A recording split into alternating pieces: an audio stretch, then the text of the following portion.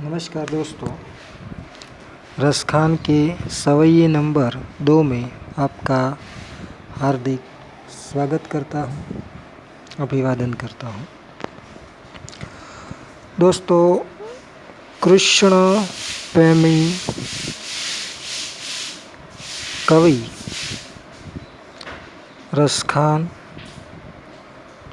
कृष्ण से संबंधित जो वस्तुएं हैं, साथ ही साथ उनसे जुड़े हुए जो स्थान हैं, उससे उनका सबसे ज़्यादा लगाव है। साथ ही साथ उन वस्तुएं और उसी स्थान का आनंद प्राप्त करने के लिए वे जगत का जो वैभव और विलास है, वो सभी वैभव और विलास को छोड़ने के लिए तैयार हैं।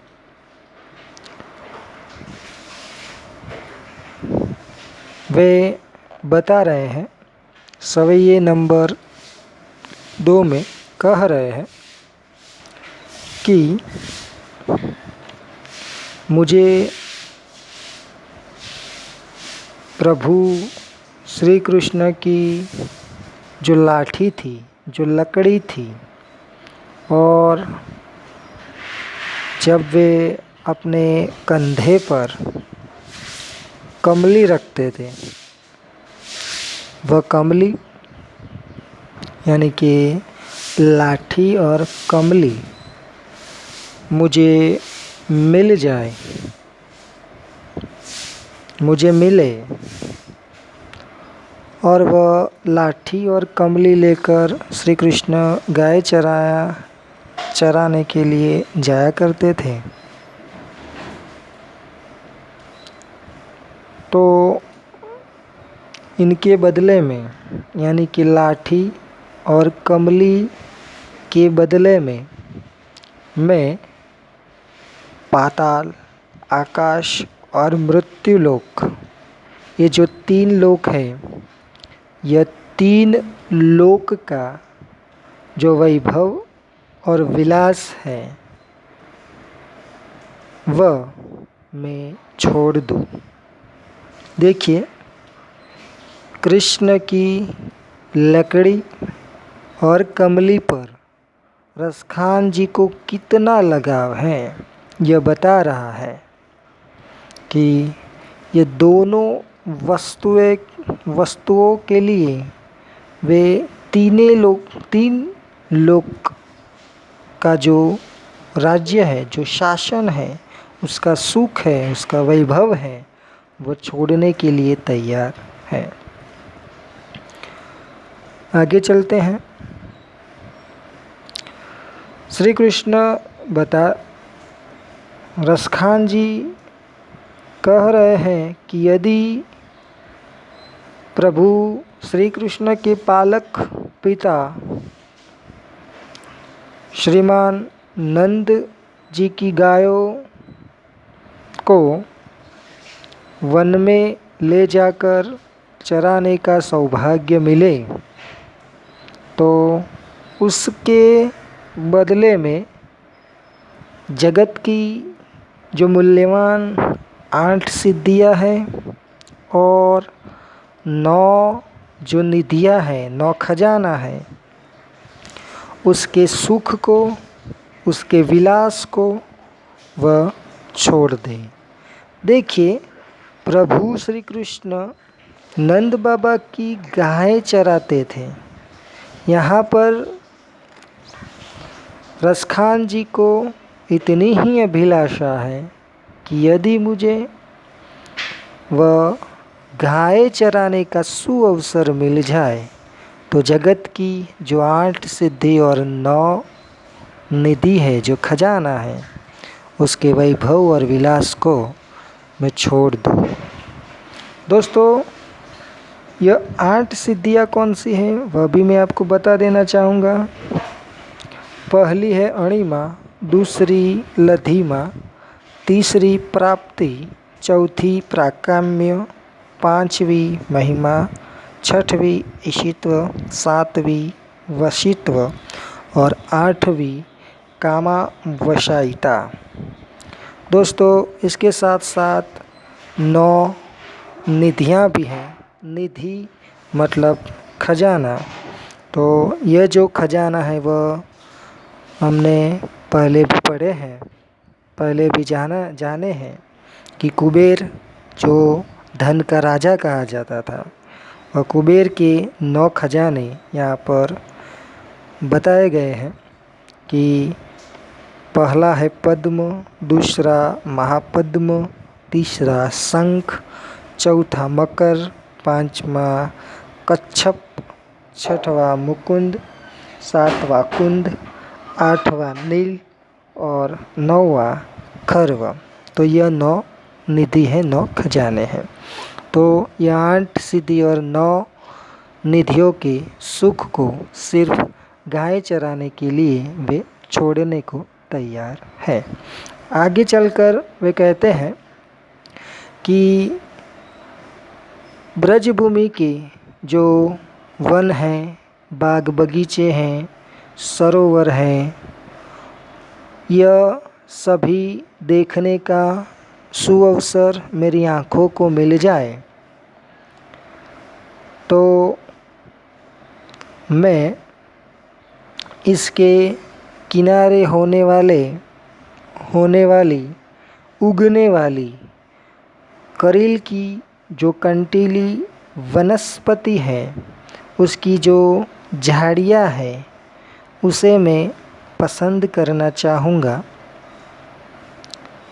और ये करील की जो कंटीली झाड़ियाँ हैं, जो गुंजन हैं, उसके सुख को प्राप्त करने में मैं सोने के करोड़ों राजमहलों को भी छोड़ने के लिए तैयार हूँ।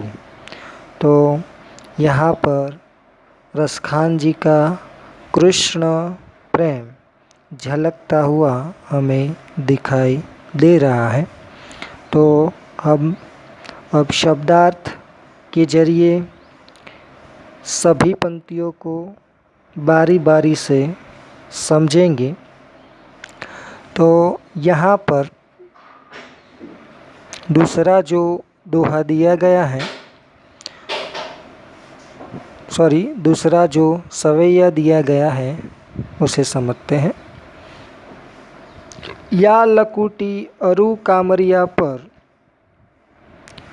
रसखान जी कहती हैं कि ये जो लकड़ी है, लकुटी मतलब लकड़ी, और कामरिया मतलब कामली, कमली भी हम कहते हैं, पर उसके बदले में, पर मतलब उसके बदले में, तो यह लकड़ी और कमली के बदले में मैं राज मतलब राज्य, तिहु मतलब 3, पूर मतलब नगर, को तजी डारो मतलब छोड़ दूँ।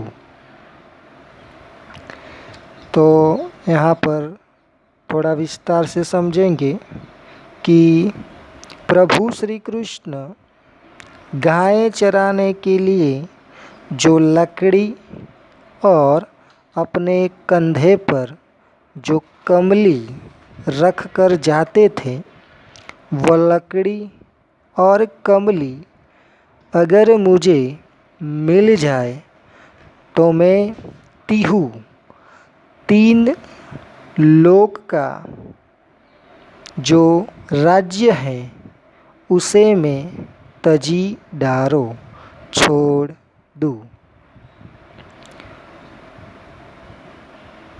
फिर से समझते हैं कि प्रभु श्री कृष्ण जो लकड़ी और अपने कंधे पर कमली लेकर गायें चराने के लिए जाते थे, वह लकड़ी और कमली अगर मुझे मिल जाए तो मैं 3 नगरों का जो वैभव और विलास है उसे तजी डारो छोड़ दूँ।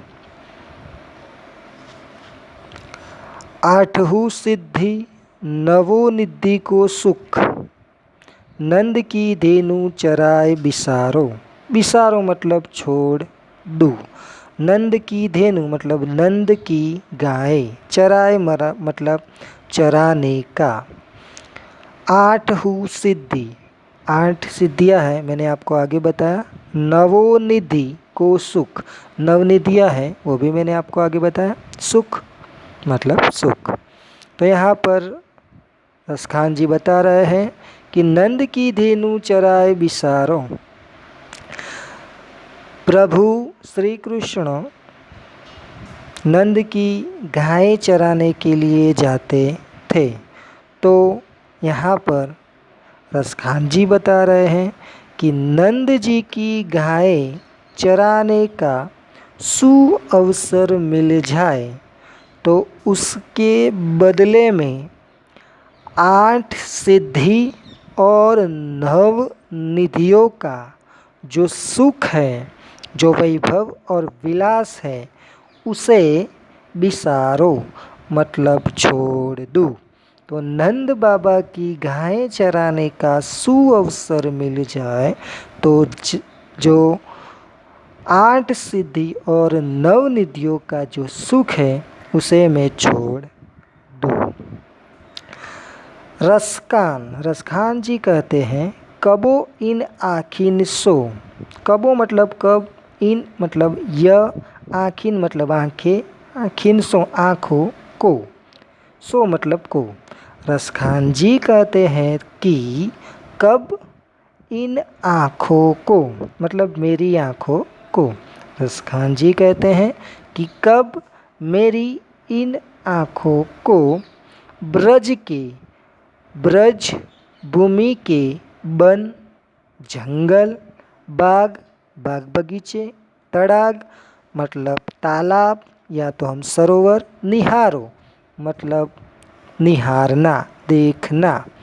तो यहाँ पर थोड़ा विस्तार से समझते हैं कि रसखान जी कहते हैं कि कब मेरी इन आँखों को ब्रज के जंगल, बाग बगीचे और सरोवर निहारो, देखने का अवसर मिलेगा।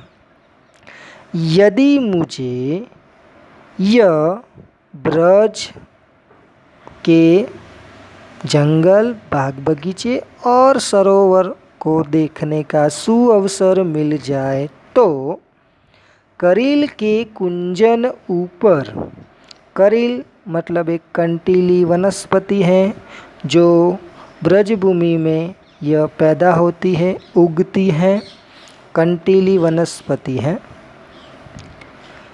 कुंजन मतलब झाड़ी, ऊपर मतलब उसके ऊपर, उसके बदले में। वारो मतलब पसंद करना। तो फिर से समझते हैं कि ब्रज भूमि के जंगल, बाग बगीचे और सरोवर के किनारे जो करील की कंटीली झाड़ियाँ होती हैं उसे मैं पसंद करूँगा। देखिए यहाँ पर पसंद करने की बात बताई है, किसके बदले में? तो कोटिक कहूँ कलधोत के धाम, करोड़ों, कोटिक कहूँ मतलब करोड़ों, कलधोत के धाम मतलब सोने के राजमहल।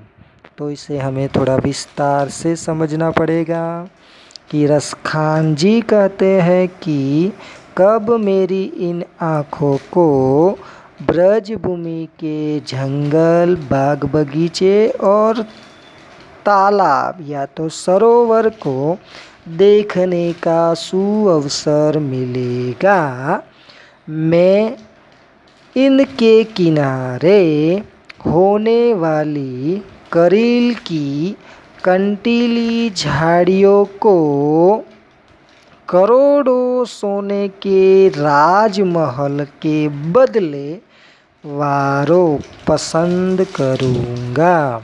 मतलब करोड़ों सोने के राजमहलों के बदले मैं ब्रजभूमि में होने वाली करील की कंटीली झाड़ियों को पसंद करूँगा। चलिए दोस्तों, एक बार फिर से समझ लेते हैं। यहाँ पर रसखान जी कहते हैं कि प्रभु श्री कृष्ण गाय चराने के लिए लकड़ी और कमली लेकर जाते थे। ये लकड़ी और कमली अगर मुझे मिल जाए तो मैं 3 नगरों के राज्य का जो वैभव और विलास है उसे छोड़ दूँ। अगर मुझे नंद बाबा की गाय चराने का सुअवसर मिल जाए तो मैं 8 सिद्धि और 9 निधि के सुख को भी छोड़ दूँ। रसखान जी कहते हैं कि कब मेरी यह आँखों को ब्रज के वन बाग तड़ाग निहारो, ब्रजभूमि के जंगल बाग बगीचे और सरोवर को देखने का सुअवसर मिलेगा। यहाँ पर होने वाली करील की जो कंटीली वनस्पति है, कंटीली जो झाड़ियाँ हैं, उसे मैं करोड़ों सोने के राजमहल के बदले वारों पसंद करूँगा। ओके।